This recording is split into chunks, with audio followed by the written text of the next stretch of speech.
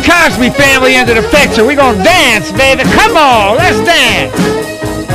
Come on, Cos. You know the nighttime now. Night and day. Is the right time. Night and day. To be. Night and day. With the one you love. Oh, yeah. 3 to 6 a.m. News Talk, 1360. Doug Hoerth. Let me hear that band.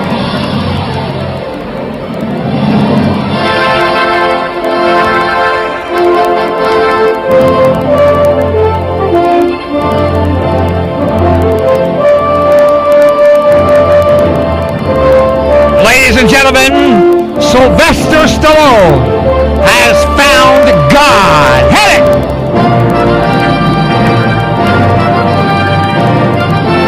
Where was he, Sly? He was in the kitchen. He was doing something here.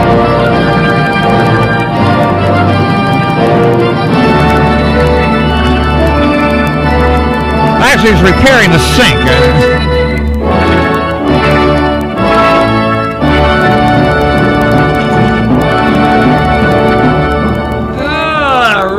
How you doing? Happy Wednesday. 2 more days and I'm out of here.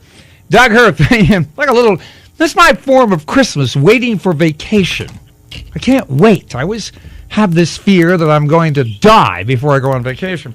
Of course, I've died on the air many times, so it shouldn't bother me. Anyway, 3 to 6 a.m. News Talk 1360. We're up to the, whatever we're up to. What are we up to? The 17th, 18th, 20th. We're getting there. Not a lot of birthdays today. Charlie Callis is 80. I had no idea he was that old. And do I have the right glasses on? Yeah. And Dick Wolf from Law and Order. Boy, does that show need work. 60 years of age. And there's, let's see, we got an email from my friend E.G. Yeah, Sly Stallone, I don't know that much about the man, other than the obvious, the Rocky movies. And I never found Sly Stallone to be especially anti-religious, but apparently he's returned to the fold, returned to the Catholic Church, and in promoting the movie, I'm not surprised to read this, he was on the 700 Club, shilling for the Rocky Balboa film, which they, well, you know what, I don't call it Rocky 6? Because Rocky 5 was considered by some to be one of the worst movies ever made. It was horrible. Oh, it was, well, I got news for you. 3 and 4 were not a big thrill either. My father and I talked about that all the time, and we always referred to it as when Rocky jumped the shark. Well, it's kind of like Godfather 3, you know, Larry Miller in his book said, why don't we pretend that Godfather 3 was never made? Just pretend it was never made and make another Godfather 3 with a whole different shtick happening. And I thought to myself, that's a good idea. Well, you know, they've done that before. They had the Rob and Laura reunion on the Dick Van Dyke Show. Who paid attention to that? Nobody cared about that.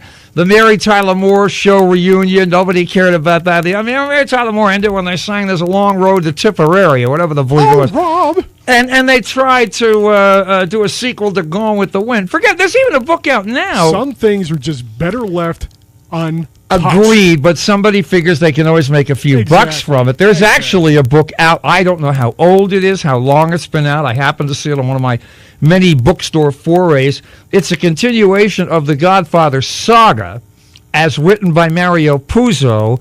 The book, however, is written by Lou Lipschitz or somebody like that, okay? In other words, apparently he got the rights. In other words, it's not worth paying attention to. Exactly. It's not Mario Puzo writing about, the rest of the guys and stuff. And this Rocky 6 movie, I was reading some of the reviews. I'm on vacation, and a lot of things are going to happen on vacation, and a few things are not going to happen. And I'm debating with myself, do I really go to see this film? And having read the reviews, there's no need to see the movie because they tell the plot within the confines of the review. So why would you go? And the clips that I've seen of the movie, hey, guy's got a body to die for, Sly, to be sure. But he don't look no 30. He looks like what he is. I shouldn't say he looks 60 either, but my point is, for this guy to even get in a ring with another, you know what I'm saying? It's just slightly, well, I mean, the whole movie, all of the movie, you had to suspend logic, for crying out loud. I mean, I never could quite figure this out. When, I think it was at the end of Rocky 2. No, it was the beginning of Rocky 2. The guy looked in his eye and he was worried about some neurological thing, right? Didn't stop Rocky from fighting 2, 3, 4, and 5. Well, I guess in 5, the neurological damage came back. because he had the brawl with that guy, and I guess in 6 it's gone away completely. Right. I don't really know. And of course, every time there's a Rocky movie, somebody's dead. Somebody always dies. Well, you caught me, Mick. We lost Mick. Yo Apollo, he died. And this movie, apparently, Adrian is gone. Although there were some flashbacks, but whether they're fresh material portrayed as flashbacks, excuse me, or not, I don't really know. I loved her too, Coppola's sister, whose name I now can't think of. What is her Sophia? name? Not Sophia Coppola. That's his daughter. That's the daughter. Okay. What the hell's her name? Oh my Lord, I'm losing Talia it. Talia Shire. My wife looked like Talia Shire a little bit. My wife had the same kind of piercing eyes. A few other things. Well, we won't go into that. But anyway, notice I said my wife. I meant to say my ex-wife. But anyway, in One, I loved One. Thought it was a fantastic film. The fact that you see 9 million empty seats, it's one of the great bloopers of our time, because that movie didn't cost a lot to produce. But if you watch Rocky 1, the different shots, you can see sometimes there are people in the stands, and other times the stands are empty. Same thing with Super Sunday, Oliver Stone's wretched film. Rap music with football as a backdrop. I don't know where they did that. I think it was down in Miami, but there were certain shots where you can tell that they had like 5,000 extras, all right? And once in a while, the editing was off, and you would see like 40,000 empty seats, honest to God. And you see that throughout One. And again, it was a fairy tale. One at least had a modicum of sense to it, but all of a sudden he beats Apollo Creed in 2, and then, what was the other guy? Mr. T was in 3, and then Clubber Lang was, who was the guy in 4? Ivan Drago, whatever his name is. Ivan the Terrible, who knows. Anyway, so I don't know whether I want to see this movie or not. But if anybody has seen it, give me a call. Yo, Adrian. Hey, Mick, you got to cut me. I love that line. 3, that's Albie Oxenreiter does an impression of Sylvester Stallone. Does an impression of Sylvester Stallone go, yo, Mick, you got to cut me. Albie also does an impression of Jim Leland. You know what Jim is saying? Yo, Mick, you got to. He says the same line. I don't understand that. He actually did an impression one time of George Bush. He said, yo, Mick, you got to cut me. It doesn't make any sense. Speaking of inarticulate, I'm Doug Hoerth on AM News Talk 1360. I brought this up yesterday, but I think it was the low power hour, so I don't mind repeating myself. Robert De Niro, another movie I may see or may not see. Robert De Niro has a new movie out. Now, I've seen De Niro interviewed before, so I'm not surprised. And yet, every time I see him, I am surprised. Robert De Niro is so inarticulate. How inarticulate is he? Man makes George Bush sound like Winston Churchill. He was on for an hour with Matt Damon on the Chris Matthews show, real political show. Hearing De Niro discuss his opinion of Iraq, by the way, was one of the great highlights. Thank you, Bob. And then he was on with Larry King, and it was even worse. And last night I couldn't sleep. Well, I never sleep. And he was on with Jay Leno, where Jay Leno was like asking the questions and giving the answers. It was... Obviously, De Niro does not like doing this sort of thing, and inarticulate he is. I got another, my buddy E.G. keeps me posted on the latest goings-on. Nancy Grace, they were talking about Phil Spector. Nancy went off on Phil's hairdo, and she even bought a wig on the set with her. I thought she wore a wig every night. I didn't realize that she actually had to put away. Phil Spector, if you've ever seen that wig. You ever see the latest? It's been around. It's the file footage. Exactly. With the 4-foot-high wig? Yeah. Oh my Lord! I was just about to bring that up. Well, I watched some of that finish. The problem is the man had a Clarence Williams III fetish. Okay, he was a white guy that wanted to have Clarence Williams III's afro, but he couldn't quite cut it. Then he tried to be the white guy with the stylistics, and that didn't make it either. I told you there's that infomercial for all the 70s soul stuff, man. And it's like, my afro's higher than your afro. You see the stylistics come out, and then the OJs come out, and the hair is... And I love those 70s suits. And the other movie that I probably won't see is Dreamgirls. I'm not into musicals. Chicago was great, but essentially, you know my problem with musicals? It's all lip-synced. Yeah. It's all lip-synced, and it's not done in one take as it is done when you watch a Broadway show. Not that I'm a Broadway show fan either. I'm not going to Jersey. That's a whole other story.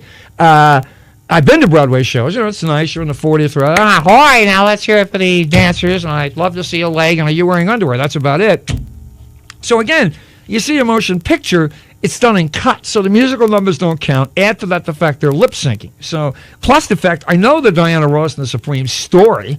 I mean, I know what happened there. Basically, the woman said, "Barry, I'll sleep with you if you make me the lead singer." And the rest is history. And Mary Wilson's still running around complaining about it. I know I'm going to catch Very annoying woman. What? I am going to catch a lot of heat for this, especially from Diana Ross fans. But to me, Diana Ross was one of the most overrated singers in rock. Well, and she roll was history. fine as the lead singer of the Supremes. Yeah, as a lead singer of the Supremes, she was a great performer, but as a singer, What do you mean she was a great performer? She was a good three-girl lead singer. Anything she did over and above that, she was mediocre. But go ahead. I do believe though that he made Diana Ross a star. I think at the expense of the most talented star that was in Motown stable, and that was Marvin Gaye. Well, a lot of things happened to Marvin. Marvin Gaye had problems. True. Ton of problems. True. Not the least of which is that women's clothing thing. But and he was also a chain pot smoker, sort of like Louis Armstrong. See, people always say about Louis Armstrong. This is so weird, man. They always say about Louis Armstrong. Well, Louis was an Uncle Tom, Louis, and Louis did what he had to do to make a living and all the rest of it. But the fact of the matter is, Louis smoked pot like 24/7. And if you've ever seen shots of Louis Armstrong in color, especially on TV, the eyes, man, tell the story. That's why he goes, "Oh, yeah, that's good grass." I'm serious. Louis was an inveterate pot smoker, and he had a... Robert De Niro has this thing about black women. Robert De Niro only dates black women. Louis Armstrong only fooling around with white women. So Louis is getting the last laugh, man. Plus the fact he's one of the most brilliant. I would suggest maybe the most influential musician of the...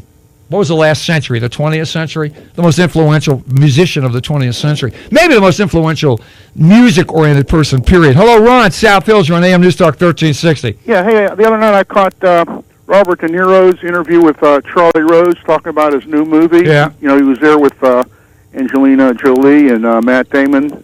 And the difference between that and the Larry King show is like night and day.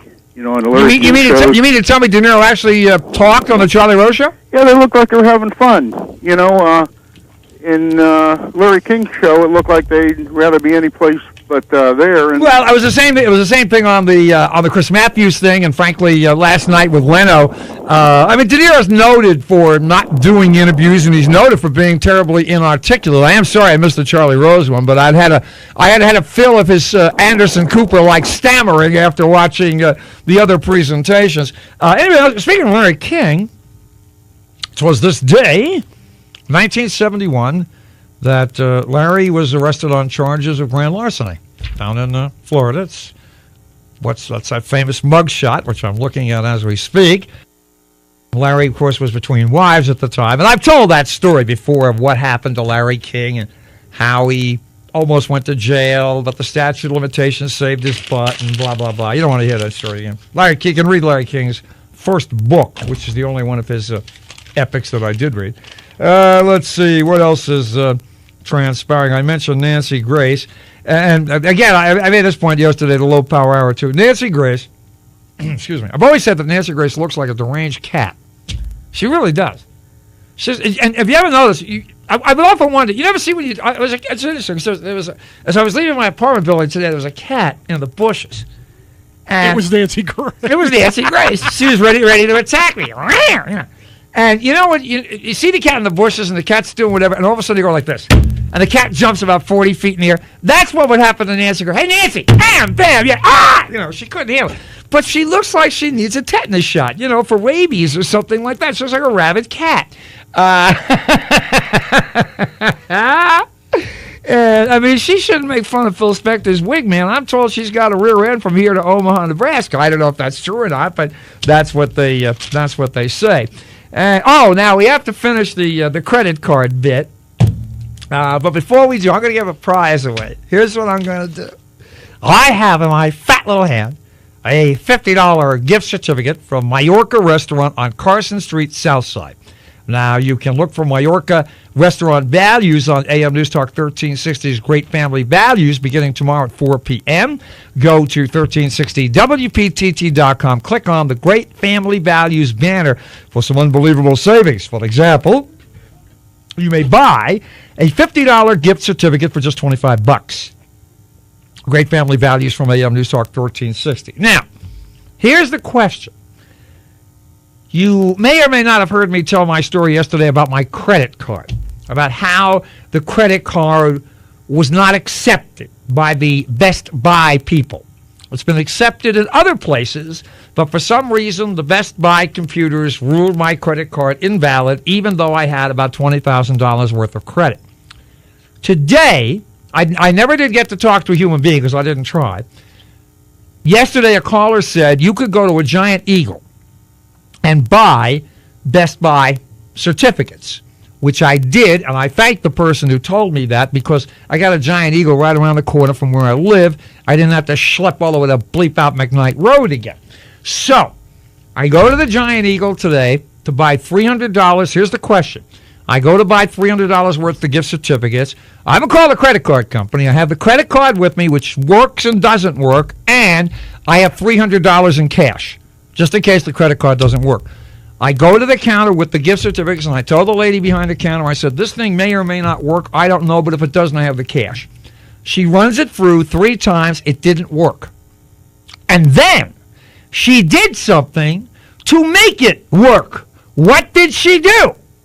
She did something which apparently, if you have a credit card that's a little bit damaged, if you do this, it'll make your credit card work. Because the minute she did this, and I found out later there were other people that know about this little trick, okay? The minute she did this, it worked. Would have worked 9,481,000 times. So the question is, what did she do? Any idea? If nothing else, hopefully we're going to have a couple of minutes of worth of fun with this. It was a very basic thing. She said, all you have to do, and she demonstrated it, and it worked just fine. And I wanted to kiss her, quite frankly, because this. So I still haven't called. As I say, I still have not called the credit card company. Apparently, I am going to need a new credit card. Otherwise, I'm going to have to resort to this little trick that this lady showed me, which is an easy trick to perform, by the way. It's not jumping through a hoop or anything like that. 333, Greg, I want to take a break. 333-1360 is our telephone number. 412 is our area code. $50 gift certificate is yours if you know the answer. AM News Talk 1360. What are you dreaming of, Darlene? I know what I'm dreaming of. It's a family show. I can't discuss it. Darlene? Okay! I'm dreaming of a white Christmas. Phil Spector, I'll tell you, if he recorded these things as opposed to produced them, I'd be in a quandary because I love this stuff. Unfortunately, only produced it. All right, so again, what was the little trick this lady did? Now, I just want to make sure we're on the same page. We have 2 more to give away after this, right? You sure? Definitely? Okay. So, who was first in the story? Okay. Jeff in the car, you're on AM News Talk 1360. Yeah, did she put it in a plastic grocery bag and run it through the scanner? You obviously knew that, too. I had never heard that before in my life. And, I mean, I was impressed, man, because we were trying to run this damn thing through yesterday 485 times like you wouldn't believe. And when she did it, I first of all, I wanted to kiss her. And I said, you know, many is the time I put the bag over the head of a woman. She's about 20. She didn't get that. Anyway, we got a $50 gift certificate for you to Mallorca, Jeff. Congratulations. Great. Don't go away. That's line number 3. Hey, Danny, did you know about the bag? Yeah, that's what I thought it was because I had it happen to my debit card and I couldn't get it to work. Didn't know. I was really ticked. The girl said, "Here, give me it." Hold on a second. What happened? I put him on hold. Stuck it in the thing. Wait, Danny, hold on a second. I put the guy on hold. What happened? All right, Jeff, call back. Jeff, call back. The first Jeff who called back. Somehow we lost the guy. So Jeff, call back. All right. Yeah, Danny, go ahead. I'm sorry. What happened? Sorry, but I couldn't get my debit card to work, and I wanted replacing it, but she said, "Here, give me the card." So I handed her the card. I'm wondering what she gonna. I thought she was gonna spit on it. Yeah. She grabbed a plastic bag. I ran it through there and it worked. I said, "What did you do?" Yeah, and she said, anytime you have a problem, now I'm going to get a new card anyway, but you know what's also interesting? I tried spitting on it. I did. I figured maybe I'd clean it off, you know. So I took my thumb and forefinger and rubbed it on my body. I got hot, too, but that's neither here nor there. And, yeah, that's the way the bleeping thing worked. That was so cool. Yeah, it is. Thanks, Right. Dan. Have a Take it Merry. easy, Bye-bye guys. Yeah, now. bye-bye. Merry Christmas. You too, Danny. You too. And Patrick and Bellevue, you going to rub it on a bag? Doug, I was in like a supermarket somewhere. It's not working. The lady says I'll put it in the bag. Of course, in today's world, you're thinking she's going to steal my numbers or something. Yep.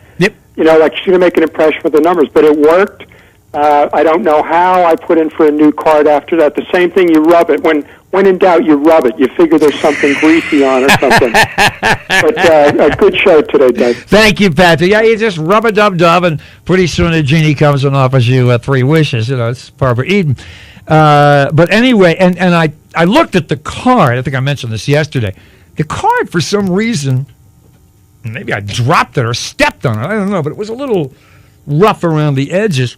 And as I told you yesterday, at the Stop and Go, the card worked. At the 7-Eleven, the thing worked. But I guess different things you run them through operate differently. And this thing worked perfectly. I was so, I was so thrilled. You have no idea. Let's see what I got on the email here, just for the heck of it. Gary sent me an email. She keyed in your credit card number manually. Nope. That ain't it. Let's, by the way, some Gary in McKeesport, home of the ugliest women in the Steel Valley. Now, wait a minute, Gary. You're telling me that all women in McKeesport are ugly? I don't believe that. I do not believe that. All women in McKees Rocks have a lot to answer for, but not McKeesport. I resent that. I mean, keep in mind, Donna Jean Young was East McKeesport, 1912, many years ago. You go over the McKees Rocks Bridge, and they have a picture, not a picture, I should say, they have a statue of the most beautiful woman ever to have passed through McKees Rocks, and it's Janet Reno, which gives you an idea. If Janet Reno is the best-looking lady to have, I mean, no offense, Janet Reno's a fine person, but if Janet Reno is the highlight of beauty of McKees Rocks, you see what I'm saying? There could be a problem here. In all the years that I've been in Pittsburgh, the one thing I have sought more than anything in the world, a fox from the rocks. You know what that is? That's an oxymoron. It's like military intelligence. There ain't no such thing, nor is there such a thing as a fox from the rocks. The women that I have met from McKees Rocks, all very lovely women, but they all look like the men from the rocks, except the women have better mustaches. Anyway, I didn't mean to insult every woman in the way Gary in McKeesport, home of the ugliest women in the Steel Valley, but if there is a female listening from McKees Rocks, and you feel as though I have besmirched the reputation of McKees Rocks in general, or you in particular, because you feel that you are Greg, I've been here for 26 years, I'm sorry, still waiting to meet a fox on the rocks. I have met foxes who were formerly from the rocks, but they got booted out because they were too good looking. If you were a really attractive woman, they would take you to the border and point. Okay, they say, well, they want mustaches here. So if you are a fox on the rocks, 333-1360-412, the area code, that's our Fox from the Rocks hotline number. We certainly will wait for the, give me a little Jeopardy music to see if we get a call from Fox on the Rocks. Sounds good so far, Greg. Da dee dee dee dee dee dee. We only have 2.5 hours, Greg. Da da da da da. There we go. 333-1360. No more entertainment until we hear from a fox from the rocks. I have a feeling we got a long wait. 333-1360-412. The area code. Doug Hoerth, beseeching a fox from the rocks to give us a call.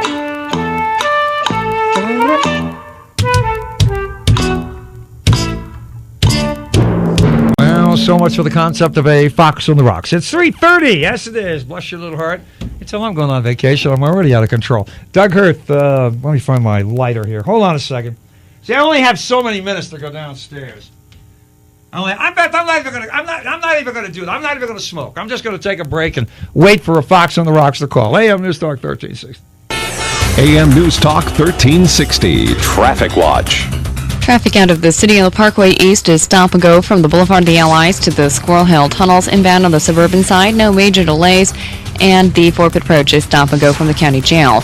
Once you finally work your way through the Fort Pitt Tunnel, southbound Parkway West is slow at the top of Green Tree Hill. That stays with you down to Carnegie, and inbound delays begin around the Parkway Center overpass. So far, things outbound on the Parkway North are up to speed. For the gift she really wants, Heltzberg Diamonds has you covered. Exclusive designs, timeless jewelry. For a store near you, call 1-800-HELTZBERG. Heltzberg Diamonds, moments that sparkle.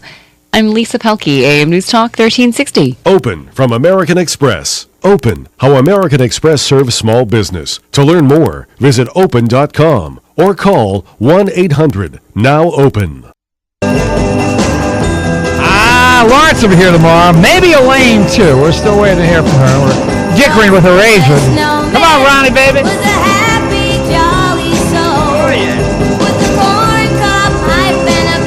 Got an email from Joseph, listening in Savannah, Georgia on the internet. Thank you for that. We have a Fox on the Rocks on the telephone. Good afternoon, Fox on the Rocks. Hey. Yeah, you sound like one of the women from the Rocks, all right? No question about it. Let me hear that again. Hey. Yeah, you're a Fox, no question about it. I think I saw you directing traffic one time. What did you want to say about Fox on the Rocks, Ron? I'm Ron Fox from the Keys Rock. You are the Fox. You're it. There it is. I got news for you. I believe that. I'm not even going to debate it with you because I've been through McKees Rocks on many. What happened to all the good-looking women over there, Ron? Oh, give them a break, would you? Well, what do you mean give them a break? I'm only telling the truth, predicated on visuals that I've made down through the years. Is there something in the water over there? No. Is it that Alka-Seltz plant? Does that just spread fumes over there? That's it. That could be it. All right, well, listen. If you go away from there, you'll find them. Excuse me, sir? If you go away from them, you'll find them. Well, you go away from the rocks, you'll find him, sure. He's as far away as possible. Thank you for calling. All right, we're still waiting for a Fox on the Rocks. This is not a Fox News alert, by the way. These stupid Fox News alerts and all these stupid alerts. And I brought this up yesterday, the low power hour, too, while I'm kvetching. They spent more time, the news. Well, let me back up. If you want news, read the paper. If you want news, go on the internet. For God's sake, don't watch television news, or at least not the cable news. The three networks tonight, they do their best in the 18 minutes that they have. CNN, of the three cable channels, probably does the best overall news job. But for the most part, they're all a waste. They have devoted so much time to these missing climbers. You would have thought that we were dealing with the president missing in Mount Pilot or something like that. That's an Andy Griffith reference. I just thought I'd throw that in. Or the president was lost in a blizzard. I mean, they've been all over this bleeping thing. No offense. I'm sorry it happened. I'm sorry for every person in the world that dies. But quite frankly, on a scale of 1 to 10, who cares about a bunch of mountain climbers or whatever they were doing out there in the first place? This is a nothing story. But then, Matt informed me, and I'm told Cullen was commenting on it as well. Yesterday, Donald Trump gives a press conference. All three.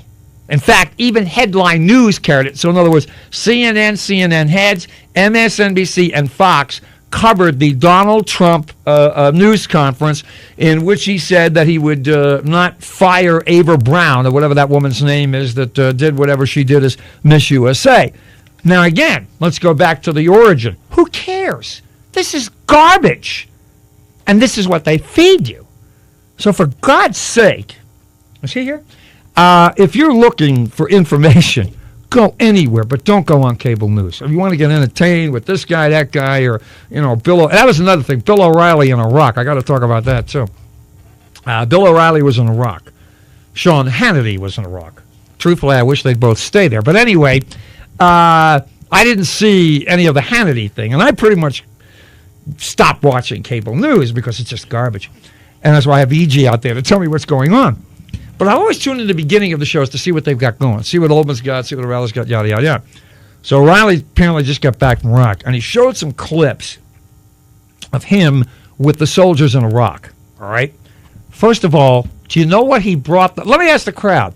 What do you suppose Bill O'Reilly brought with him to Iraq to gift, to hundreds, if not a couple of thousand soldiers. What do you think Bill O'Reilly brought them? Give me a call, 333-1360. If you know, give me a call. If you don't know, give me a stupid guess.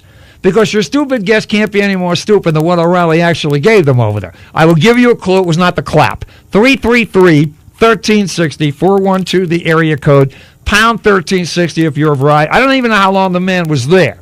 I looked at this thing for about 5 minutes, threw up, and said, I'm not going back. So what? And the funniest part, in addition to what he brought over there, you see him posing for pictures. And he seemed to be, rightly, wrongly, or otherwise, totally standoffish. Like, all right, I'll pose with you, but don't touch me. I mean, he had to force himself into this little smile with these guys. He did not seem to be happy to be even touched by these people. It was so bizarre to watch. Now, I've seen Oliver North over there. And, of course, these are Ollie North's guys. They're Marines. He was a Marine. Whether you'll ever hate Ollie North. I mean, Oliver North is devoted to the service people in this country. O'Reilly, on the other hand, just made it look like he was constipated the whole time that he was with these soldiers. Maybe he was constipated. Or maybe that's his normal look. But anyway, what do you think that he left over there as his gift to the young men and women of our military serving in Iraq? Way in the car. What great prize do you suppose Bill left over there? I don't know for sure, but I listened to this guy one time. Based on that, I bet you he brought them over copies of his book. He brought them over copies of his book and Factor Gear.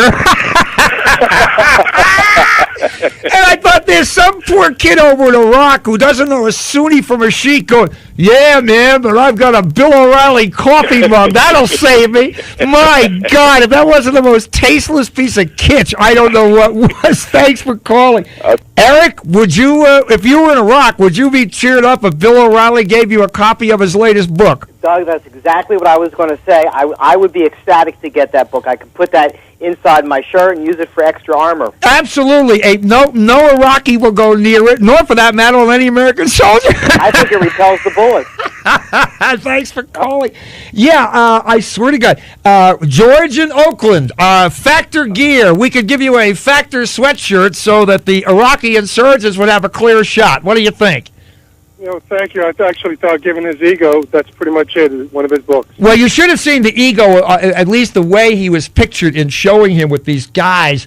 I mean, I remember when the WWE went over there, and maybe they're going to go over again this Christmas. I don't know. They were over there. Were they over? Yeah. Okay.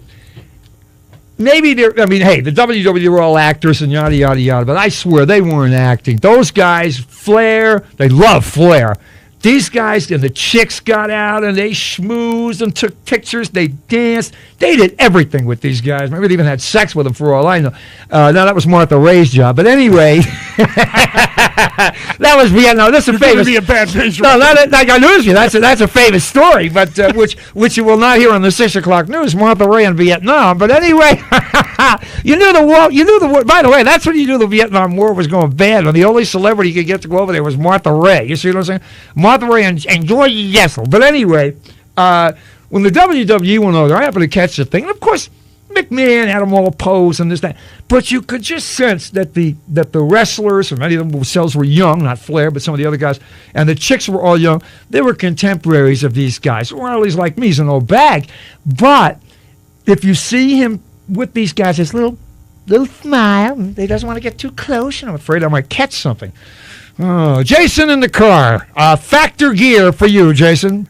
Dougie, ever the charlatan. I knew it would be his book, either his book or I thought maybe he might award one of them a slots license. Got you covered. Anyway, that was. Did you believe that? No, it was no need to. At any rate, that was what it was. Factor Gear. Now, what happened? The guys in Detroit got the hockey thing, huh? Yeah, PITG. That was a stunner. I believe by the guy by the name of Don Barton is the. That's the one that Smokey Robinson fronted for. Yeah, and I think Bettis was part of that one too. Bettis' mother or Bettis, somebody. Yeah, Bettis himself. Bettis himself was a part of them.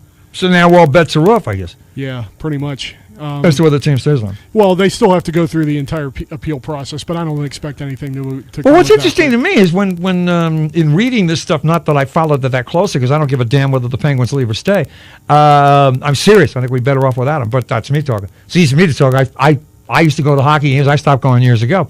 But it seems to me, from predicated on my reading, this Detroit outfit was a bit of a surprise that they won. Looked like it was between the Mario Group and those other guys. A bunch of us were down in the production studios, and we were carrying the whole thing on TV, and they went through all their big song and dance and everything like that. When they finally made the announcement, we were all stunned. Uh-huh.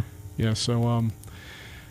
well, again, that's God only knows. I mean, let me put you this. Obviously, if you lose a franchise, that's a bad thing for a city. I'm not quite sure why it is, but they say it is. It's funny thing. Las Vegas has done quite nicely. They haven't got a team in Las Vegas, do they? They have a baseball team out there, a football team, a basketball team, a hockey team? None of the above. I don't think so. They may have a WNBA team someday, but that's about it. They're doing just fine down there. They haven't got squat. And there are some other cities in this country that survive quite nicely without them. The flip side of that, of course, is they brought so much joy to so many people. And from a purely artistic standpoint, watching this kid Crosby the other night on that thing where he just avoided like 9,000 guys, went around and then passed it off to Ryan Malone for that goal, man. That was as pretty an assist as I think you will ever see anywhere, any place, any time. 16 minutes before the hour, 4 o'clock. Doug Hoerth, AM News Talk 1360. You better watch out. You better not cry. You better not cry. First of all, Rich and Wexford, your understanding about what happened with Oliver North is totally wrong. It's a long story to correct it, but there's more to the story than you got. Basically, you got half the story. Let's see, where was I here? Oops, I'm sorry about that. I hit the wrong button. But if you look at North this weekend, I believe he'll go through the whole thing. In fact, I know he will, because I had heard it. Let's see, where am I? 12 minutes before 4 o'clock. There's another one of these end-of-the-year stupidities. Well, before we get to that, Yoko Ono's driver, guy was accused of trying to blackmail her for $2 million. He was indicted, first-degree attempted grand larceny, blah, blah, blah. Pleaded not guilty.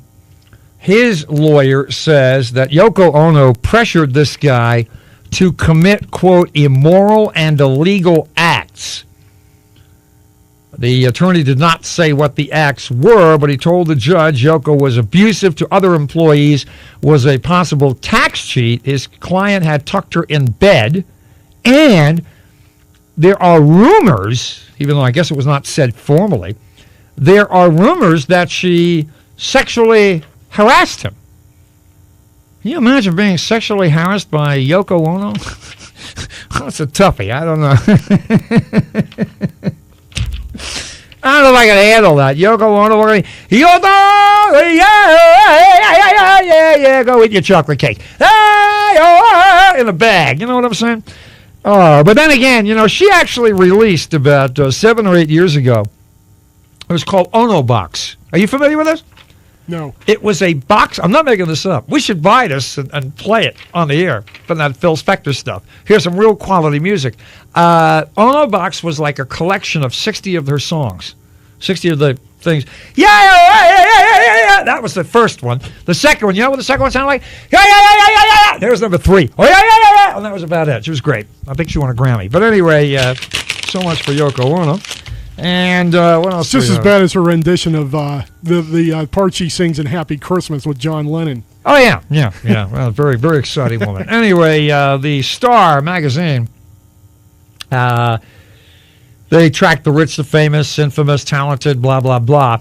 They have come up with the 10 most annoying celebrities of 2006. Now, we did the 10 smelliest celebrities. Who was number one yesterday? Brad Pitt, right? They say Brad Pitt has B.O. real bad, and so does Russell Crowe. And Bob Dylan was on the list at number 10, and I thought Bob Dylan should head the list because this is a low-power hour. I was just about to say. Yeah, I'm repeating it's a low-power hour, but the point is, if all you have to do is look at Bob Dylan and say, there's a guy that has B.O. I mean, they have that show where you have to guess the occupation or something. The Penn Jillette, I think, has a show where you guess. Yeah. It's sort of a rip-off on what Howard Stern did. Howard did a thing called Guess the Jew. Have 3 guys, and I guess it was Jewish. At any rate, if you were to put 10 guys up in front of you and you had to determine which one had B.O., and one of those guys was Brad Pitt, and one of those guys was Russell Crowe, and one of those guys was Bob Dylan, you would right away say, can't be Russell Crowe, can't be Brad Pitt, it's got to be Bob Dylan, because the man looks like he has B.O. Some people think he sings that way, too. The game runs. Yeah, he sort of, what Bob Dylan is doing, don't you? What Bob Dylan is doing basically is he took Jerry Lewis, They took Jerry Lewis. Yeah, exactly. Now, I'm going to do Jerry Lewis. Here's how Bob Dylan ripped off Jerry Lewis, folks. He owes it all to Jerry. I'm going to do Jerry Lewis, and then you do Bob Dylan in other words, you show how Jerry transformed into Dylan. Now what you evolved, okay? Jerry would go, ah, ah, ah. Now what would Bob Dylan do? I'm trying to think of the... I'll do it again. Hey, everybody. No. You got to do it this way. Go, wah. Jerry would go, wah, wah, ah. And Dylan would just go, yeah. See what I mean? That's it. That's exactly right. Now, if Jerry Lewis were to sing, once upon a time you feel so fine, do the monkey chime, how would Bob Dylan do it? See what I mean? It's all a rip-off from Jerry Lewis. That's why Jerry gets 20% of the royalties from Bob Dylan records, and deservedly so. Anyway, so the 10 most annoying celebrities. Number 10, Nephew McConaughey turned a hot-toned chest into an eyesore. Number 9, Rosie O'Donnell promptly drowned out her co-stars upon joining The View. Number 8, Gwyneth Paltrow's sense of superiority reached a high point when she told a Portuguese newspaper that the British are more intelligent and civilized than the Americans. Next, Pam Anderson. If you have to ask. Jennifer Aniston. The public support from your emotional trauma is used up. Tom Cruise. The best thing you can say about Tom Cruise this year was that he wasn't as annoying as he was last year. That's good luck. That's not saying much. Mel Gibson. See Pam Anderson. Jessica Simpson. It is the desperate single girl act. And Lindsay Lohan. You're a talented actress, but your obnoxious personal life keeps overshadowing those talents. And the number one, and by the way, Paris Hilton is not even on the list. The number one most annoying celebrity of the year, easy, Britney Spears. The icing on the cake was her post-K-Fed decision to make Paris Hilton her BFF and party without panties with such a vengeance that even Lindsay was jealous. So there you have it. Not a bad list. But the guy who wrote this said, let's put Paris on the list, Nicole Richie, and, of course, Anna Nicole Smith. So let's ask the crowd a question. Who, in your opinion, was the most annoying celebrity of 2006? Can't use any of the people on the list here. And we've put Paris Hilton down. We've added Nicole Richie. We've added Anna Nicole Smith. My choice would be, Nancy Grace, of course. And Anderson Cooper would be number 2. Those are the two most annoying to me. Although I have to admit that Anderson Cooper is beloved by me compared to Nancy Grace. But if you have a candidate for the most annoying celebrity of 2006, give me a holler. The other one would be Joy Behar or Joy Behead, whatever this dunce cap's name is. The poor man's Bette Midler. Another one, and I talked about this low power hour, so I don't mind repeating myself. This human made a reference comparing Don Rumsfeld to Adolf Hitler. Supposedly, even Rosie O'Donnell was shocked. And the audience, nervous tittering. I don't know whether Walters is on the show or not. I didn't see the show. Where's the outrage? Other than Alan Combs last night, where's the outrage? And Alan wouldn't have brought it up if it hadn't been a subject on the show. Where's the outrage? If Mel Gibson had gotten on and called some liberal the reincarnation of Joseph Stalin, or called, Hillary Clinton the Ava Brown of politics or something like that, they would be going berserk. It would be page 1 news. But if you whip, and don't get me wrong, what bothers me more than anything, and I've said this before, I cannot stand hypocrisy, whether it comes from the right or from the left. And before anybody goes berserk, I have done just as much right-wing hypocrisy as I've done left-wing hypocrisy. Maybe a little more left-wing than right-wing, but God knows I've ripped on the right, left, center, and right. All I'm saying is there should be more condemnation of this loon. Now, she's not a loon. I dated a loon, the lunatic. And I don't want to, I'm trying to stay away from name calls. I'll just say jerk, that you could do something like that. It was just, I'm sorry, the analogy doesn't fit. You are a poor person's Bette Midler in the looks department. I've heard your talk show when you were on WABC I'll put it to you this way. One of the worst talk show hosts I've ever heard this side of Oliver North and G. Gordon Liddy. She had a talk show for a couple of years on WABC. She stunk. Last but not least, the worst thing I can say about Joy Behar, I saw your act, baby. Not funny. Ray, hello. Ray, are you there? Yeah, I'm here, buddy. So am I. Your most annoying was on Hannity and Combs last night. Who was that? Dr. Cyril Weck. Was Cyril on? What was he talking about? Mount Hood. Oh, for God's sake. That's one of the most annoying stories of the year. Honestly, I mean, I didn't know he was on. Again, I had it on for like 2 seconds and then went back to the computer. But you would swear this was this was a world situation, that the world would not survive if these people died. It's a nothing story. Well, it had to be a world-famous story if they got the most world-famous forensic pathologist to come. Well, that's an interesting point in and of itself. Thank you. Anybody else of the most annoying celebrity? 333-13604. I think we pretty much named it. Once you get through Matthew McConaughey, I don't pay any attention to. Rosie O'Donnell, you can't escape. Gwyneth Paltrow, I don't know about you, but I'm for adding. What was the name of the chicken in Pittsburgh that said the bad things about Pittsburgh and then denied him? Sienna Miller. Sienna Miller. Maybe we should make her the most annoying celebrity. I'm all for adding Keith Olbermann to that list too, because ever since he left ESPN, I have found him. Well, my problem is my choices are all the people or anybody that I would see on television. I don't go to movies, and I don't watch Entertainment Tonight and stuff like that, so I don't really have any grasp on. I don't even know who half these people are, to be very frank with you, because I just don't pay attention to celebrity. Even when I was going to movies a lot, and knew this actor and that actor, I was never a celebrity goof, in that knowing a lot about this, that, or the other guy. I just never bothered, never cared one way or the other. Anyway, we shall return in 5, be the good Lord willing, and the creeks don't rise, rika-dika-cha-cha-cha, and we have another certificate to give away. We're going to play a game called What's the Verbal Gaff? That'll be coming up at 5 on AM News Talk 1360.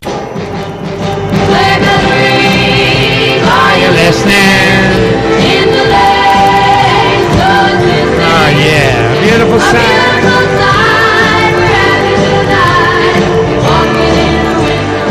I played the heck out of that album Sunday night. That is not only the greatest Christmas album ever made, in my opinion, it's one of the greatest albums ever made. A Christmas gift for you, Phil Spector and company. We're going to give away the $50 gift certificate to Mallorca in a couple of minutes, but I got a couple quick phone calls I want to take first. Michelle, hi. You're on AM News Talk 1360. Michelle, are you there? Yeah, I couldn't hear you at first. All right, well, you can hear me now, kid. What's up?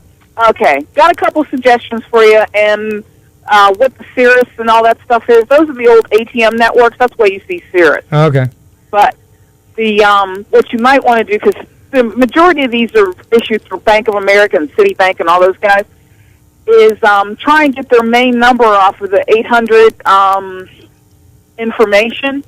Also, on the back of the card, there should be an internet address. Yeah, I see the internet address. I'm not that internet. Let me put it this way. I want to talk to a human being. Okay. Then I would go through the 800 information. Well, I'm going to try that, and I'm going to try that, and an emailer, Lynn, have you kept any of your old bills, which I have not. There usually, she says, is a number on the bill that you can call. I have a feeling it's the same number that's on the back of my credit card, but I'm going to wait for that bill. I'm going to wait for that bill and try the number off of it.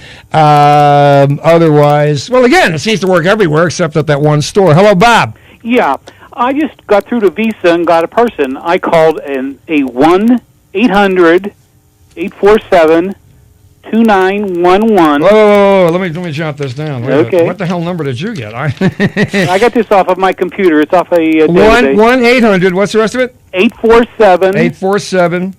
2911. Right. Don't forget to dial the 1 in front of the 800. Right. And the computer internet database that I'm looking at, to get a person, you ignore the messages and keep pressing O, the operator. Keep pressing O. All right, Keep pressing O, and eventually it gets you to a guy. Now, maybe at the Best Buy, when they gave you the 800 number, No. Best Buy did not give me an 800 number. So the credit card company gave me an 800 number that was invalid. Yeah, sometimes when you dial an 800 number, if you don't dial the one in front of it, Yeah. no, we come did back that. and say that the telephone we number. did that because we tried it. We tried that 3 times. Oh. I'll give this number a shot and see what happens. I got through, and I don't even have a Visa. I should have given you my card number. They could have squared it away from me. Yeah, that's all that. As soon as I got the guy, he said, "Well, what's your card number?" And I hung up on him because I didn't have a Visa. All right, I'm going to give it a try tomorrow, and I'll keep you posted. And if I get through due to you, sir, well, I can't do that, but I would if I could. Okay. Thank you. Okay, well, can I get one other quick thing? Sure. The database or the internet site that has this is a place called Get Human. GET. Oh, really? HUMAN. GetHuman.com. I got to check that out too. And have one of your guys check it out. What they do is they have a complete list of everything on how to get to people. It's called Get Human. So www.gethuman.com, and there's like a 1,000 of them in there. And I just picked the first Visa one that I saw. I will give it a shot. Thank you. Okay. Bye. All right, let's give away the $50 gift certificate. I got to try that, man. What I suspect they're going to do is say there's something the matter with the card, and they'll issue me a new card. That's my guess. What I'm also tempted to do, I don't know if I have the guts to do this or not. The Best Buy that I went to is out on McKnight. I'm assuming there are other Best Buys in the area. Do you have any idea off the top of your head where another one might be? Is one in South Hills? Another one is right here in Robinson, just down the road in Robinson Township. But I don't know if it's the Robinson Town Center or somewhere in that general area there, but there's a Best Buy there. Uh-huh. We'll have to check that out. All right, let's give away this $50 gift certificate to Majorca Restaurant. Yesterday, I played back an interview with the late, great Gene Shepard. So I'm going to ask you a 2-part Gene Shepard question predicated off of yesterday's interview and also through the movie A Christmas Story. Part number 1, Gene Shepard's middle name. Gene Shepard's middle name. Part number 2, what was the name of the club? The name of the club that Shepard worked at in the late 60s that I mentioned yesterday. I mentioned the same time yesterday the movie, what is his middle name, Gene's middle name, and the name of the nightclub. This was not in the movie A Christmas Story, but the name of the nightclub that Shepard worked at in the late 60s and his middle name. 333-1360-412, the area code. This is a toughie, but we're playing for a $50 gift certificate from Majorca Restaurant, Carson Street, South Side. Look for Majorca Restaurant on AM News Talk 1360's Great Family Values beginning Thursday at 4. Go to 1360WPTT.com. Click on the Great Family Values banner for unbelievable savings. Buy a $50 gift certificate for just $25. Great Family Values from AM News Talk 1360. And if we don't get a winner on this or whatever, I'll ask another question and we got a phone call. All right. Yo, Bob and Kennedy, you're on AM News Talk 1360. What is Gene Shepard's middle name? Parker. I'm sorry, say it again? Parker. You're 1 for 2. Parker. What's the name of the club in the village? Limelight. You're absolutely right. Man pays attention. Hey, Bob, you're from Stowe or Kennedy? I'm sorry. Kennedy. Don't go away. I'm going to put you on hold. And the producer will tell you how to go about getting the certificate. Congratulations. All right, thank you. All right, don't go away. Got that? Line number 1? That was a toughie. I'm amazed somebody got it. Okay. Throw that out and move on. I have all kinds of stuff here. Stuffing number 1. I didn't turn on the TV today or the news, I should say, because I was too busy trying to get $300 gift certificate from the Best Buy people. Matt Pritt informed me of this, and I understand Lynn took off on it, and justifiably so. Miss USA, Tara Connor, who came under criticism and rumors she'd been frequenting bars while underage, will be allowed to keep her title, Donald Trump announced today. I have always been a believer in second chances, blah, blah, blah. Fine. Who cares? You know who cared? According to Matt, and I certainly believe him, CNN headlines, MSNBC, and Fox carried the Donald Trump press conference. And these news-gathering organizations, they have the nerve to call themselves news-gathering organizations, On a scale of 1 to a billion, who cares? But wait, it gets worse. And this is why I have pretty much stopped watching this crap, because that's what it is. I'm sorry that there are people in Oregon or wherever they are that did something in snow and haven't been found in a couple of weeks. I'm sorry about that. But this is not World War III. This is a nothing story. And yet they have covered this as though it were a worldwide catastrophe. They have devoted hours. And they've got news guys. I mean, I thought we had reached a nadir during the Bronco chase, which was, 12 years ago? This is the most nonsensical bleep this side of, and I wish I could use the language, but we're on terrestrial radio. I mean, it is just fundamentally absurd that any news-gathering organization, a legitimate or even semi-legitimate news-gathering organization, would devote this kind of time. And the reason for it is simple. That's what their viewers want. Viewers of serious news, hey, you're out of luck. Go to the internet. You are not going to get it on CNN, MSNBC, and or Fox. CNN is in a really weird thing. I was telling somebody this earlier in the day. When CNN ran the show, i.e. when there was no one else, CNN was a pretty decent news-gathering organization with decent shows, decent news. They were serious. And then Fox came along. And Fox cleaned their clock. And Fox added spiffy graphics and razzmatazz and a lot of talk shows and boop-a-da-boop-a-da-boop. CNN was getting its clock cleaned. So was MSNBC. So essentially what both of them did is they decided to out-Fox Fox. MSNBC has essentially turned into Fox politics for the most part, and if not, snormy Keith Olbermann and so forth and so on. These guys trying to be showbiz. Chris Matthews last night is interviewing Robert De Niro and Matt Damon. Why? By the way, I lasted 5 minutes on that. If there is, Robert De Niro is so inarticulate. How inarticulate he is so inarticulate, he makes George Bush sound like Winston Churchill. He is inarticulate. He is boring. Fine actor. Hasn't done anything good in 100 years. But that's neither here nor there. And what was worse, he and Matt Damon, well, I don't care about Matt Damon from The Man of the Moon, but De Niro, he, Matt Damon, and the chick in the movie, Angelina Jolie or whatever her name is, they were on with Larry King later that night. And I got news for you. He was even more inarticulate on the Larry King show. Of course, the difference is Larry King is inarticulate too, so who would know the difference? Oh, my Lord. This is garbage, sheer unadulterated. And again, this is what that small segment of people want, and they're ignoring, assuming there is anybody else out there who wants an honest-to-God news channel on television. I would welcome Al Jazeera. I really and truly would. For a lot of reasons, not the least of which I'd like to see their perspective. And from what I gather, at least they cover the damn news. Unlike the sorry excuses for news channels that we have today. CNN is even weirder because on the one hand, they try to do it straight. But once they go to their correspondents, whoever does the writing for their correspondents and for some of the anchors sound like guys who used to work for Fox. Because they write like Foxies, and yet they're trying to present it in a different way. Anyway, I got that out of my system.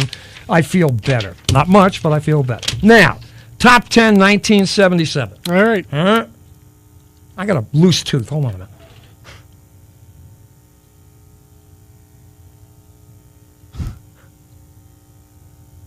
Huh. Not often you hear a man play with his tooth on the radio. 1977. All right. You light up my life. Your favorite record of all You time. give me hope.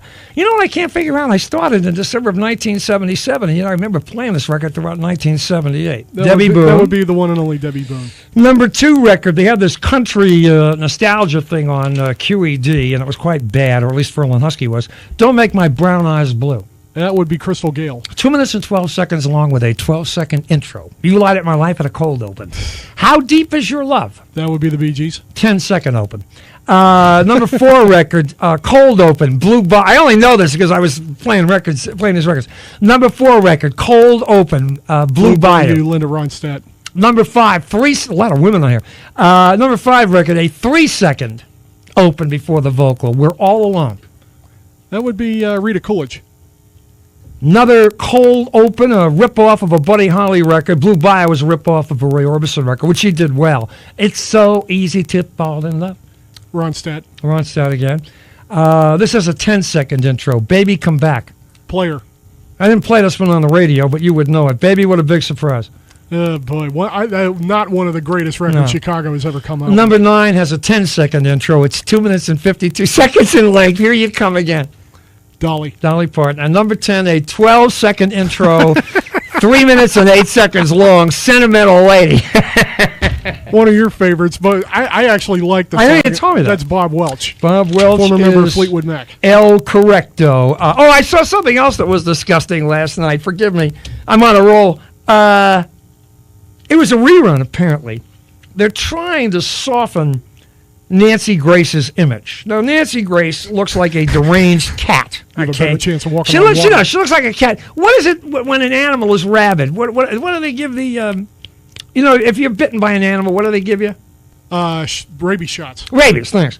She looks like a woman in need of a rabies shot.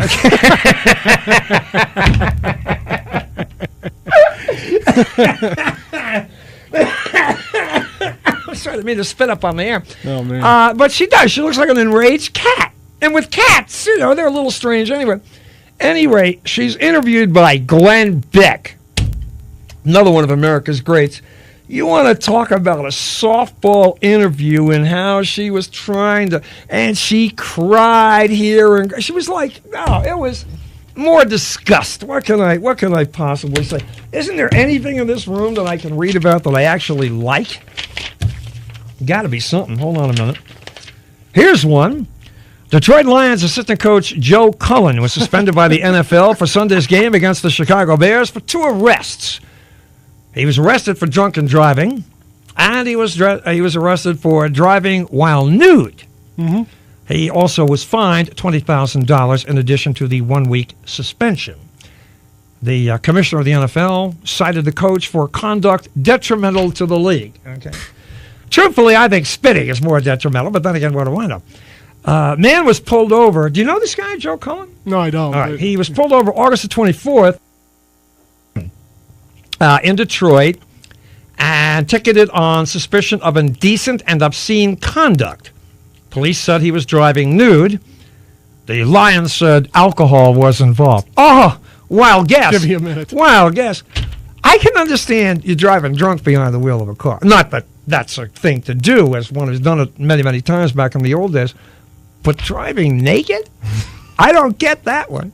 Jeez, the husband must have come home in a real hurry, man. He had to shoot out the back door.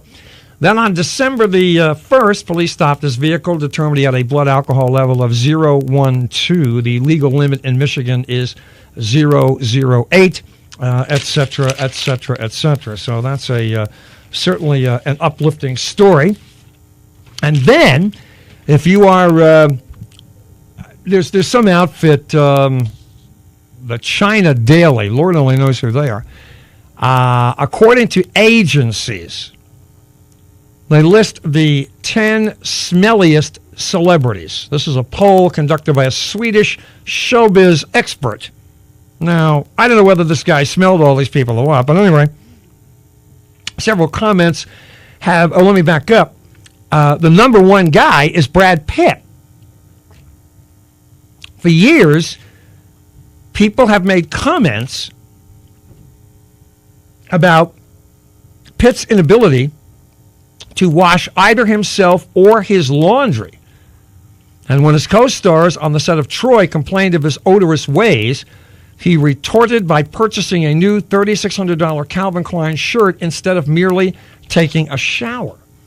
Russell Crowe comes a close second, thanks in part to Joan Rivers, who said She never sits next to him at award ceremonies for fear of inhaling his body odor.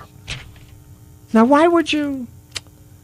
Anyway, Brad Pitt is number 1. Russell Crowe, number 2. Hayden Christensen, I have no idea who he is. He was the guy who turned into Darth Vader at during Revenge of the Sith. Well, here's a surprise. David Bowie is number 4. Number 5 is Courtney Cox. Robin Williams is 6th. Courtney Cox? Courtney Cox. Wow. Who was Courtney Cox? She was on Friends. She was Monica on Friends. Okay. Number 6, Robin Williams. Number 7, a local girl, Christine Aguilera. Your favorite and mine. Christine, carrying around some of that Pittsburgh pollution. Number 8, Cameron Diaz. Number 9, Metallica. And number 10, Bob Dylan. Now, why am I not surprised that Bob Dylan looks like he smells? I'm surprised he's not higher up the list. No, but you ever see Bob Dylan? This is a man who looks like he stinks. Seriously. I mean, if you saw Brad... Sounds just as bad. Sting just as... I mean, Brad Pitt, he looks like he might smell good, but the minute you see Bob Dylan, say, I bet that guy stinks. But I don't understand that. I mean, we had a guy one time, many years ago. He was a producer. So, watch yourself, Greg. Yeah. This is many years ago at another radio station. He was a producer. And he produced my show. And he was a vegetarian. Okay? Now, I dated a girl who was a vegetarian. She didn't have BO or anything, but she had vegetable breath. I'm not making this up. Jeez. She always smelled like spinach, which is not a pleasant odor. I mean, spinach looks like dog vomit. Let's be honest. Hey, is that dog puke? No, man, that's your dinner. Really, I'm eating dog puke. No, you're eating spinach. Oh, I think that's horrible. Popeye, the man. Well, Popeye. Did you ever see an uglier guy than Popeye? You want to know why? All that damn spinach. And look at Popeye's taste in women. Olive oil. Woman is anorexic. Than a rail. She's anorexic, for God's sake, and then this idiot's drinking spinach and thinking it's cool. Okay, but anyway, this guy had BO. Bad. Our morning guy, I worked till midnight. From midnight until 6 o'clock in the morning, the studio was unused. They went to syndicated programming. The morning guy came in. His show started at 6. He and his producer would get there about 5 o'clock in the morning. Morning guy's name was Scott Cassidy. Longtime Pittsburghers might remember this. And Scott Cassidy comes to me one day and says, you got to do something about your producer, man. Stinks to high heaven. What do you want me to do?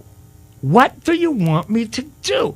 And I was tempted to say something. I really and truly was, but I didn't work in that room. He was in other words, the morning show worked in the same room that the producer did. The night show, I worked in a different room. So I didn't have to be in the same room with the guy. So I figured, hey, I got to be in the same room. What the hell do I care, And I said to Scott Cassidy, I said, look, if it bothers you that much, you talk to the guy. He ain't working in my room. And Scott says, yeah, but he sure as hell is working in mine. And it was like 6 hours from the time he left till the time that Scott Cassidy arrived. Oh. And anybody who knows or has ever experienced, and you know what I never could figure out? Can't you smell yourself? Seriously. If you can't, you're in trouble. I would think, I guess, what's the joke, that a dog can't smell or something like that? But how you would miss an odor like that, and it always smelled like bad chicken soup to me. Nowadays, I could not go without bathing. Well, of course not. Who would? Exactly. Who would go without bathing?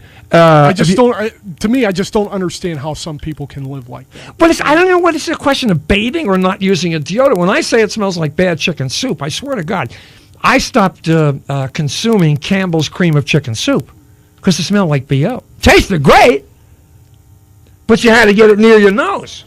Yeah. And this smells like, BO smells like Campbell's chicken soup where the soup has been left to ferment or something like that. Anyway, the top 10 celebrities, smelliest celebrities, Brad Pitt.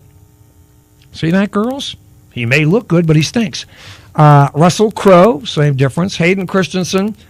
David Bowie, I'm a little surprised. If Mick Jagger had been on the list, I would have bought that. Because he looks like Keith Richards is Keith looks like he stinks to high heaven too. Courtney Cox. You had to dig Keith Richards out of the grave. Yeah, well, Keith turned 197 yesterday. Yesterday. Courtney Cox, Robin Williams. Maybe it's all that hair. Christine Aguilera. Now that's surprising. Woman is from Wexford, for God's sake, up there in the high rent district. How could you stink and be from Wexford? Cameron Diaz, Metallica. That's a band. Yeah. The whole band stinks. Wow. Bob Dylan. I'll tell you who else had that problem. And maybe it's because they were vegetarian. I'm very serious about this. Paul McCartney's wife, the girl who died. Linda. Is that her name? Yeah. When she sang with the band, the Wings band, when she first joined the band, yeah. I remember reading this in Rolling Stone magazine. Band members complained to him about her smell. Jeez. She smelled awful.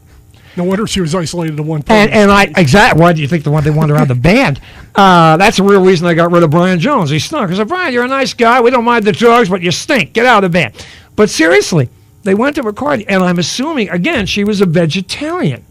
Now, and health food, whatever you call it. Now, this guy who was the producer on my show who smelled so badly, he was a vegetarian, and I would be willing to bet that he probably used a deodorant soap, some kind of a natural soap, because there are chemicals of one kind. Thank God for the chemicals. There are chemicals of one kind or another in the the deodorant that you buy in the store. So, beats the heck out of me. Anyway, let's take a break because I'm going. Where AM News Talk 1360.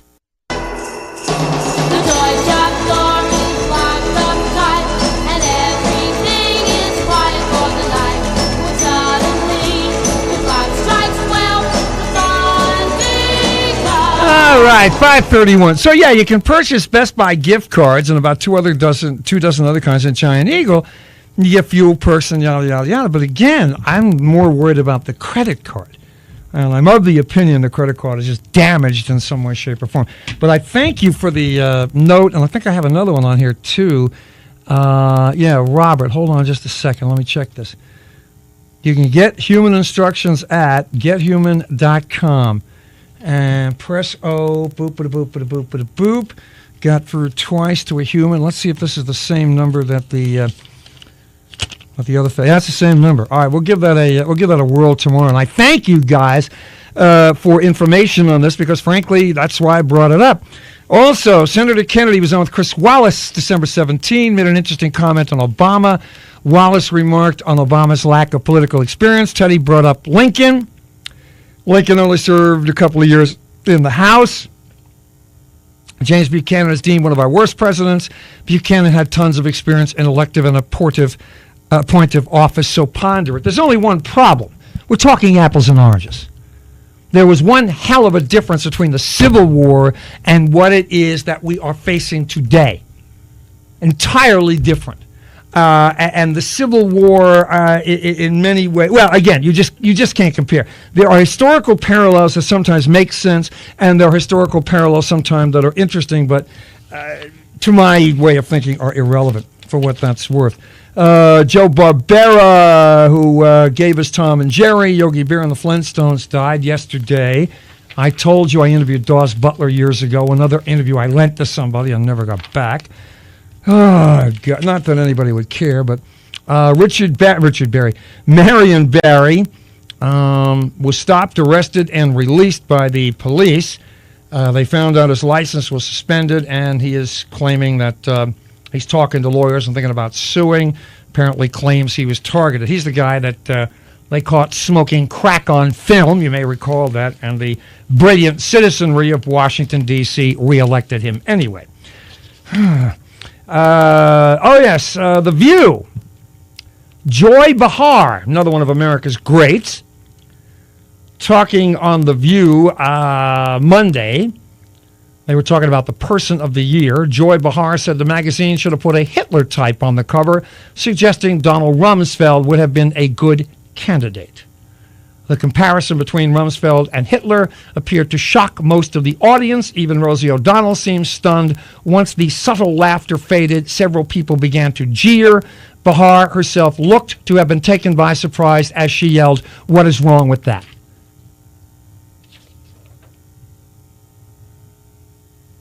Imagine some jerk who knows bleep from Shinola about anything. You may love Don Rumsfeld, you may hate him, but to even mention him in the same... Can you imagine if a right-winger did something like that? This is part of what drives right-wingers crazy. This is a disgusting comment by a bad-looking Bette Midler. Is that the one who looks like Bette Midler? I'd say the poor man's Bette Midler. Disgusting comment. Where's the outrage? Where is the outrage? If a right-winger had compared, let's suppose somebody, Tom Tancredo, called Miami a third world city. They're beating them up like there's no tomorrow. Let's suppose he compared some United States senator to Joseph Stalin. Do you think that it wouldn't be all over the place? No. But you can beat up on right-wingers. Nobody in this country seems to care about it. It's called hypocrisy. Whether I agree or disagree, that's not the point. It's hypocrisy. And our girl, Courtney Love, was flying to London on a Virgin Atlantic flight. Now, there's a interesting irony. Flying to London on a Virgin Atlantic flight last week, she sat next to a generous passenger. The source emailed mollygood.com and said, and I quote, "We started chatting, and of course she did not hesitate for a moment to ask me for some Valium. So we both took one, maybe two, had a totally stoned conversation about the usual music, masturbation, Germany, drugs, and sex. We promptly passed out for the remainder of the flight. After we got off the plane, she was swarmed by paparazzi. I waved goodbye. She didn't seem to recognize me. I realized it was the Valium she loved, not me." When contacted, a representative for Courtney Love denied comment. When they denied comment, do you know what that means? I'm trying to... It means it's probably true, the story. Yeah. You deny comment, chances are your babe was getting stoned out of her skull on an airplane, but then I always looked upon her drunk or sober as a bit of a jerk. But then again, what do I know? And let's see, Britney Spears, Mr. Blackwell, they bring him out of his coffin once a year. I wonder why. He's such a drip. Anyway, 46th annual worst dress list. She beat out Mary-Kate Olsen. Blackwell called Olsen's clothes bag lady rags. He says that every year. Everybody's a bag lady to this guy. Depressingly decayed. Other offenders, the usual, Eva Longoria, Jessica Simpson, Mariah Carey, Paris Hilton, God bless her, Lindsay Lohan, again, these are easy targets, Renee Zellweger. Hilton still looks like yesterday's cheesecake with a side of kitsch. Lohan is drowning in grown-up groaners. Zellweger looks like a painted pumpkin on a pogo stick. And he called Simpson a cut-rate Rapunzel. Who the hell is that? Rapunzel had the long hair. She let it down from her I wouldn't place know. in the Okay. castle. Anyway, called her a cut-rate Rapunzel, slinging hash in a Vegas diner. 2005 turned out to be a particularly bad year for chaos, wardrobe wrecks, and stylistic sleaze, so said Mr. Blackwell. Well, I don't know. He buys his suits from Raoul of the Bowery. I don't know if he should take off on these other people like that. Anyway, it's 20 minutes before 6 o'clock. What do you guys want to talk about the remaining 20 minutes? I've got such a neat roll here. I've neglected the audience, but then this is the low power hour when I always wonder if we're on the air. So anything you want to discuss that I've been talking about or not talking about, 412-333-1360, 412-333-1360, pound 1360 if you're a Verizon wireless user. I do have a question for the crowd. This is for the males in the crowd, maybe for the women too, but more for the men. In fact, I'll make this strictly for the men. So shut up, women. Men. All right, men? Thank you, Don Adams. Men. When you look at women, you're always checking out chicks. I don't care whether you're married, divorced, young, old, whatever you are. Now, as it turns out, I'm old and single and divorced 100 years ago. But the question is this. When you check out chicks, you see chicks in the mall or in a restaurant or wherever it happens to be, naturally, you see a girl who is worth a second look. Second look because she's pretty, she's got good legs, she's got, your favorite kind of popo, whatever it happens to be, you look, right? And God bless you for looking. The day I stop looking, man, day I die. At least I hope they coincide with one another. But the question is as follows. After you've taken a good look at the woman or the girl, what do you look at next? Seriously, what is the next thing that you look at on this person or attempt to look at on this person. Now, I'm not talking about a girl who's braless and you're looking to see the nipples, although I've done that too. Hey, I can see a nipple, man. Hey, man, let me see, man. Oh, come on, man. I was here first, man. You know, that sort of thing. Hey, man, that is a nipple, man. Then you look for a little more. Then you look to see she's wearing underwear and say, oh, it's Britney Spears with us. But what is the next thing that you look? Once you've eyeballed the woman, there's something, I don't know about you out there in Radioland, but it's an instinctive thing. I then look at another area of the female. Why? It beats the pants off of me because one way or the other, chances are I ain't going to make a move anyway. So what is it? What is this next thing? Do you have any idea in the other room? What do you look at? After you check out the woman, the face, and what do you look at next? You look at what? All right, he's going to take a phone call. Take a break while we're at it. Let's see if anybody knows what I'm talking about. Doug Hoerth, AM News Talk 1360. 18 minutes before 6 o'clock. Lawrence will be here on Thursday. Doug and the group on Friday. And yours truly is on vacation next week. How about them apples? You know why? Why, darling?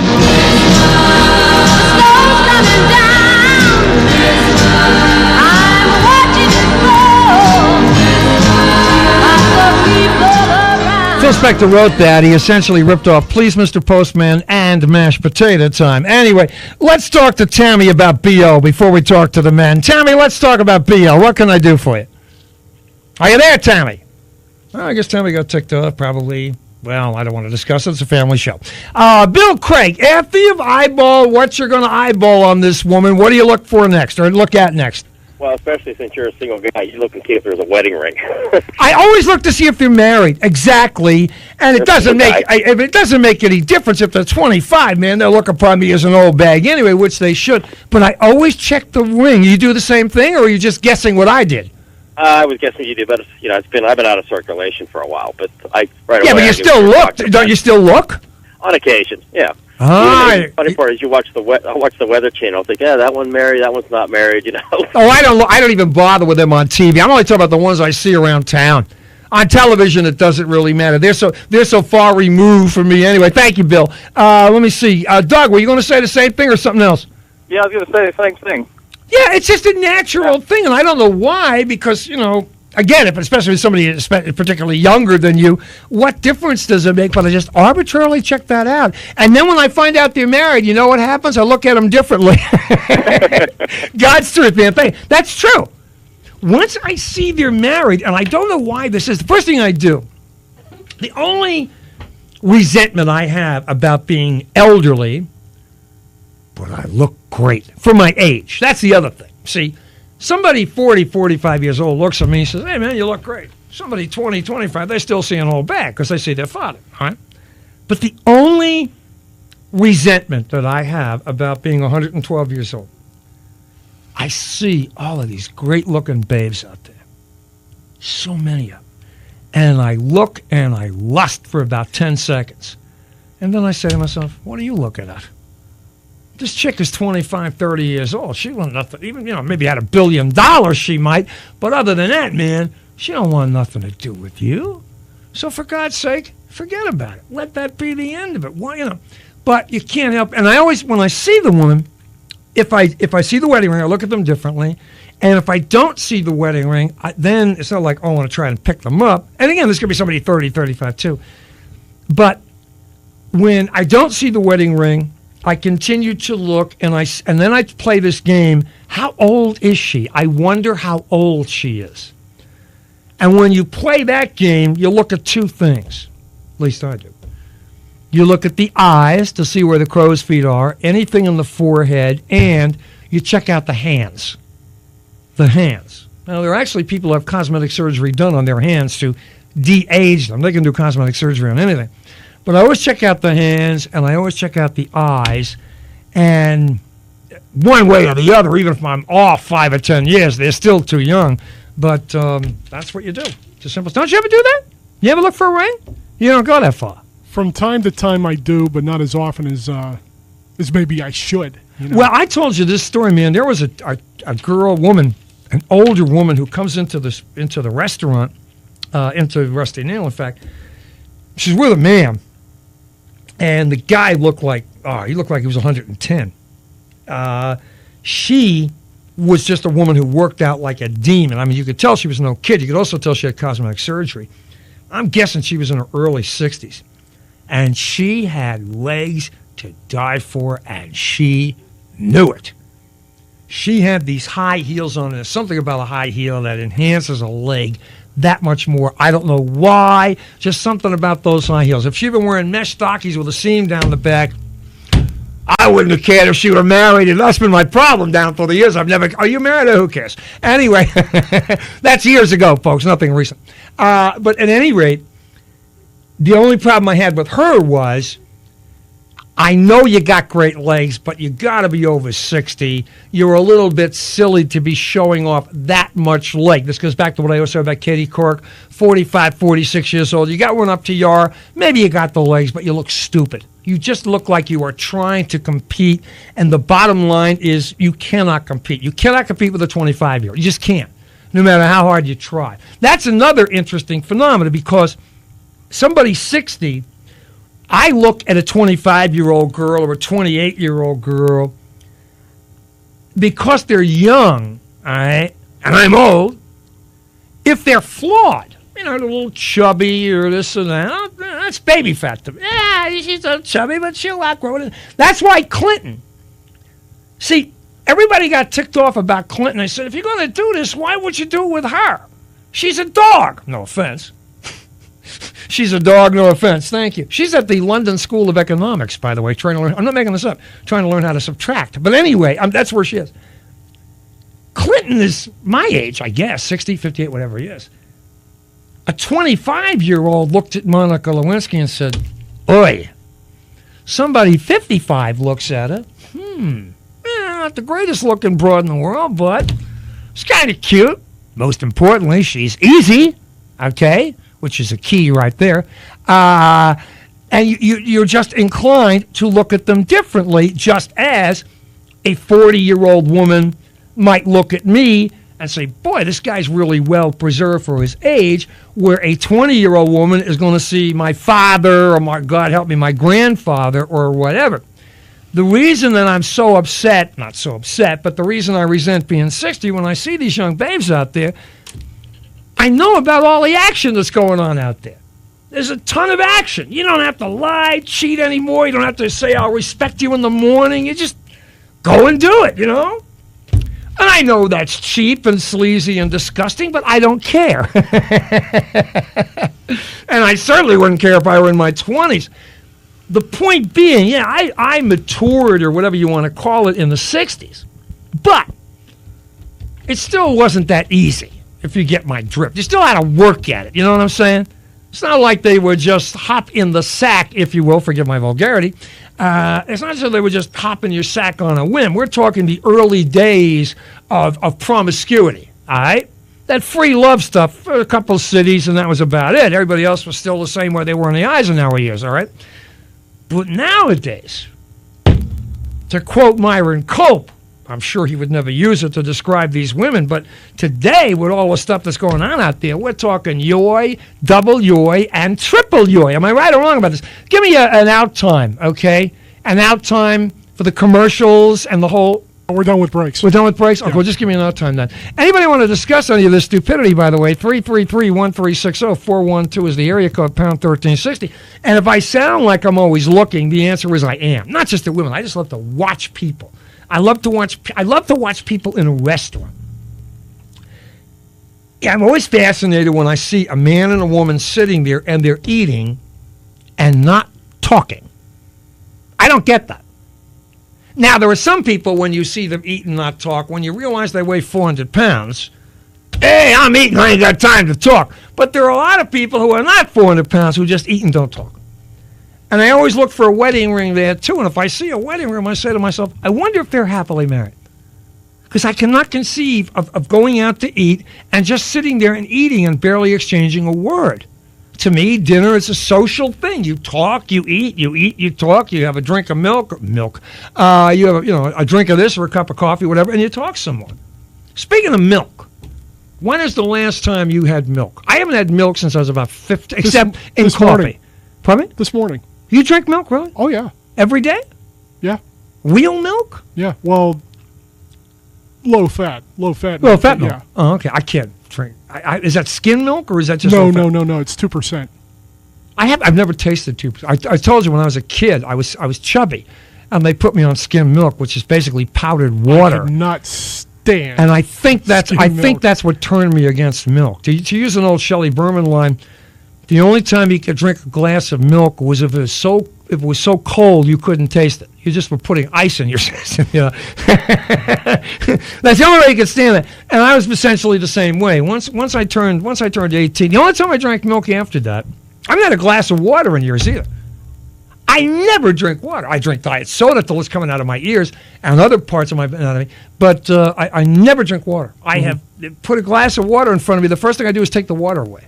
I don't want. I'm also a neat freak. I don't want a lot of. You know, when they serve dinner, just give me the stuff I'm going to use. So get rid of the water. It takes up room. And a glass of milk. The last time I had milk was back in the '60s when I was drinking scotch. And drinking scotch was like drinking castor oil.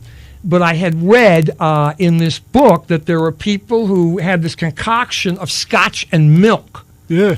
And I found out that scotch was palatable, or at least I was able to keep it down, if I mixed it in with milk. It's an unusual taste, to say the least. Yeah, and a guy told me about this, and I said, you're kidding, and I tried it, and it wasn't too bad. And then I moved on from scotch because it was still a god-awful, disgusting drink. And then years later, I read in the New Centurions, in fact, you even see Stacey Keats doing it on screen, I read in the Wambaugh's New Centurions that this was a drink, and Stacey Keats got around to drinking scotch and milk. I said, my God, the guy who told me about that was absolutely, positively right. You don't drink, do you? No, I do not. DeFabio doesn't drink either. Is there any reason why you don't drink? You just prefer not to? Largely because I've always found the taste of alcohol disgusting. Mm-hmm. It just doesn't enthuse me. I don't feel the need to go out and drink. You ever been drunk? Anything. No, never been drunk. I refuse. But you have consumed alcohol at some time in your life, and you're how old now? I'm 36. 36 years old.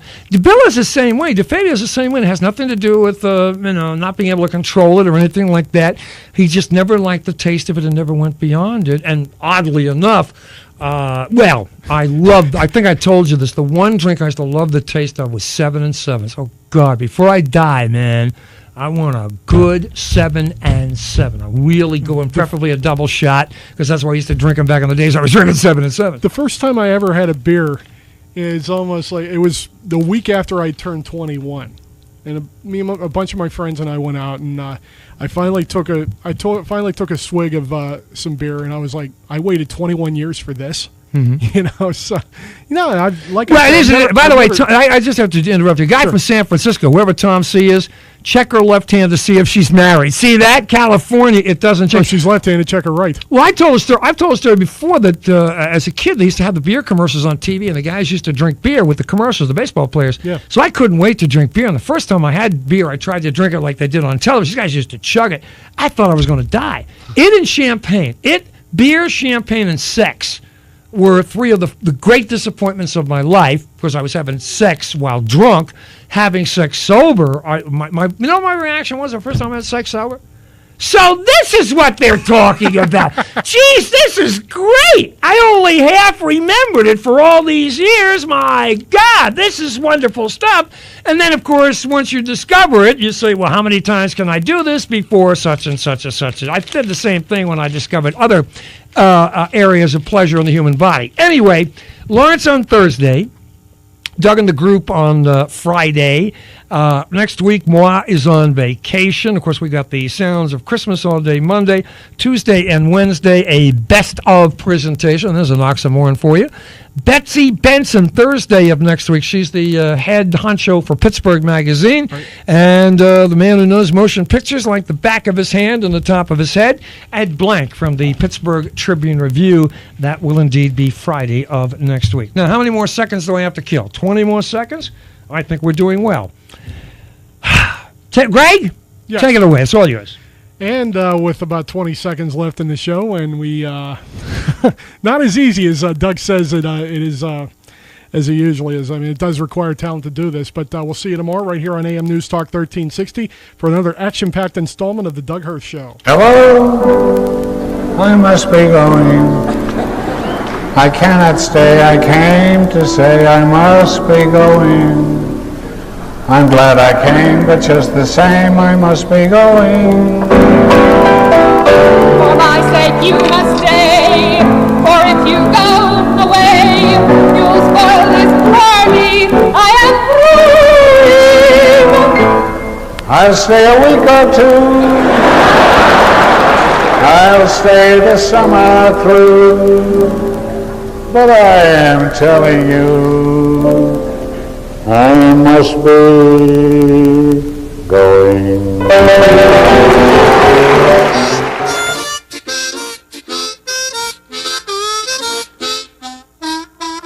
I'm going, but I'll be back. Just look for me, you'll see that I'll be back. Well, like my mama and papa, yes, and I'm gonna bring a cop just to make you give me back my love before I blow my heart. I'll get you before I stop. No, you can't take my love and let me drop. 'Cause outside you must know, no, I can't let you go. But it's time for me to blow, but I'll be back.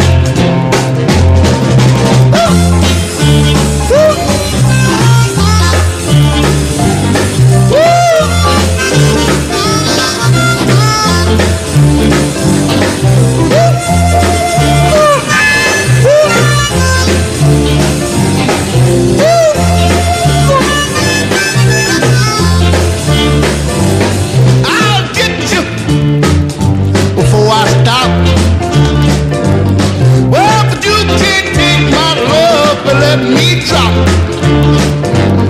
'Cause outside that you must know, no, I can't let you go. But it's time for me to blow, but I'll be back.